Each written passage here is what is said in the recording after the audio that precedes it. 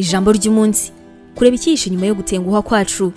Kugira ngo usobanukirwe neza ibi, soma muri Yohana igice cya 11 uhereye ku murongo wa 3 kugeza ku wa 6. Ese uyitengushywe mu buzima bwawe n'icyo ukora? Uricara ukishinja cyangwa se ushinja mugenzi wawe kubgayo makosa? Yego birumvikana yuko bigoye cyane kumenya icyo wavuga, kuko bigoye kurutaho kuba wamenya impamvu nyakuri yaguteye gutengwuha cyangwa se kubabazwa.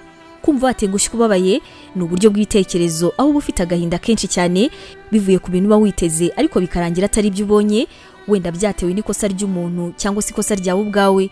Ibi bikaba bishobora gutuma ureka kwizera abantu cyangwa se umuntu umwe wari wishingikirijeho, cyangwa se nanone umuntu wakundaga cyane kubera yuko nyine yagutengushye.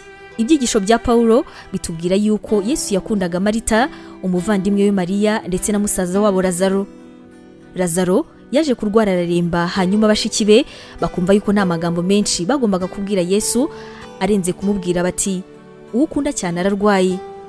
Bashiki ba Lazaro bari bizeye Yesu cyane, kandi yumvaga yuko nyuma yo kubimenya ako kanya ahita azagakiza musaza wabo. Siko byagenze, kuko hashize iminsi 2 atarahakandagira, nuko Lazaro aza gupfa. Ubwo Marita yabonaga Yesu, nyuma yaho yari yatengushywe cyane kubera yuko akibimenya atayisaza, bigatuma musaza wabo Lazaro apfa. Yesu yazuye Lazaro, nuko barishima cyane kurenza yewe nuko bari kwishima iyo aza kumukiza byonyine. Ahangaha rero zikana yuko Imana ifite impamvu zituma utenguha mu buzima bwawe. Imana ikaba ifite ubushobozi kuri buri kimwe, ndetse ishatse ikaba yanabihagarika, ariko kandi ikabikora hari ikigamijwe cyiza cyane kuri twebwe kurenza byose dutekereza. Imana irashaka yuko twiga kwizera ndetse no kwemera, hanyuma bigatuma imihangayiko n'ibibazo byacu biva mu mashimwe akomeye cyane ku Mana. Ese nuhura no gutengwa mu buzima bwawe, uzatangira gutuka no kubwira Imana nabi, uyibaza niba iri kukureba, cyangwa ahubwo uzicara hamwe ubone yuko hari impamvu biri kuba, ubundi utegereza umugambi wayo kuri wowe ubashe kuyishimira? Igisubizo cyiza kuri ibi ni ukwizera Imana byonyine. Imana iguha umugisha. Tangirana umunsi wawe n'ibyishimo watewe n'ijambo ry'Imana, ukora subscribe hano kuri NEMI TV. Biroroshye cyane, ni ugukanda kuri ako kantu k'umutuku ubona, ubundi ikintu cyose dushyizeho ukaba wa mbere kukireba. Ntugacikwe n'ijambo ry'Imana tukugezaho umunsi ku munsi. Komeza ubane natwe.